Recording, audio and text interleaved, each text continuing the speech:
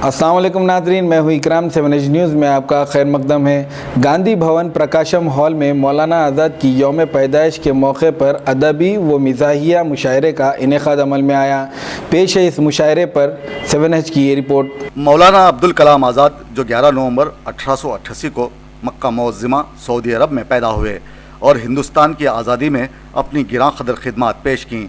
मौलाना एक आलिम, फाजिल, मुफस्सिर, फ़लसफ़ी, दानिश्वर, मुफक्किर, ख़तीब, सियासतदां, माहिर तालीम के अलावा सहाफ़ी, शायर और अदीब भी थे।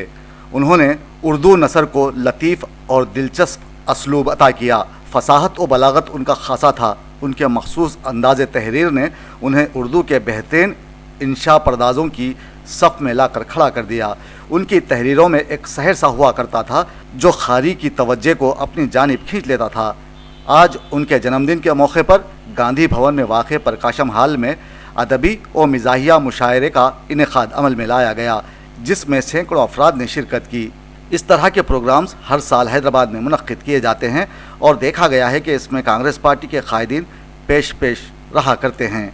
मौलाना ने गुबार खातिर के ख़त में ज़िंदगी पर कुछ यूँ कहा था कि ज़िंदगी बग़ैर किसी मकसद के बसर नहीं की जा सकती। कोई अटकाऊ, कोई लगाऊ, कोई बंधन होना चाहिए जिसकी खातिर ज़िंदगी के दिन काटे जा सकें।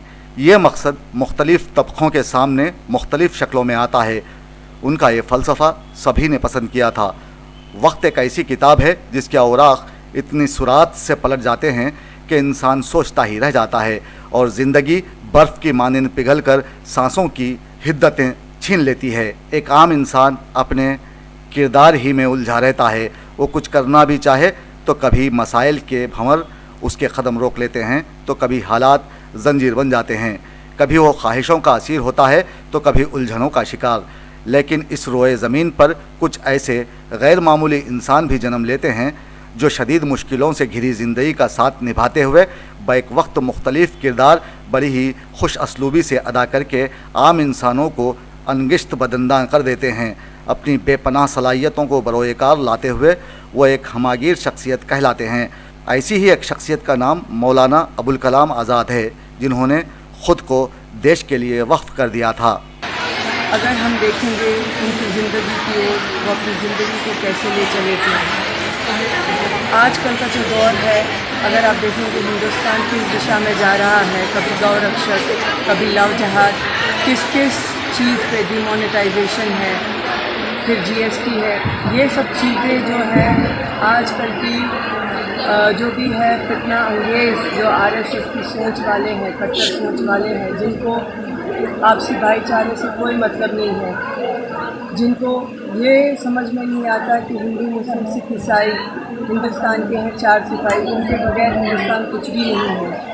मैं सबसे यही गुजारिश करूंगी और ये दुआ करूंगी कि हर किसी को मौलाना अब्दुल कलाम आज़ाद की तरह ज़िंदगी जीने की तौफीक अता फरमाए। हम हैदराबादी उनके जन्मदिन पर उन्हें हर साल याद कर लेते हैं, लेकिन हमें और हमारे कायदीन को चाहिए कि उनके किरदार और उनकी शख्सियत से आने वाली नस्लों को वाकिफ़ करवाएं और ख़ुद भी मौलाना की तालीमात पर अमल करें।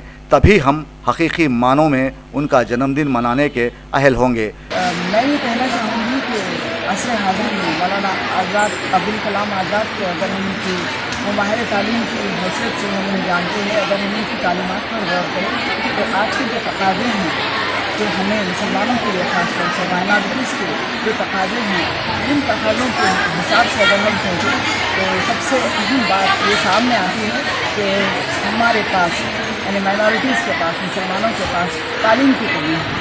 सबसे ज़्यादा तालीम की अहमियत जताई जानी चाहिए, क्योंकि तालीम ही हमें एक जंतरी से। प्रकाशम हॉल में मनाए गए उनके जन्मदिन पर कांग्रेस पार्टी कायद उज़मा शाकिर, डॉक्टर हमीरा तस्नीम ने शिरकत की।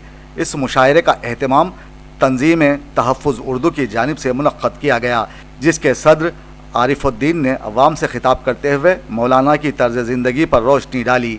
इस मौके पर तलबा और तालिबात की कसीर तादाद मौजूद थी।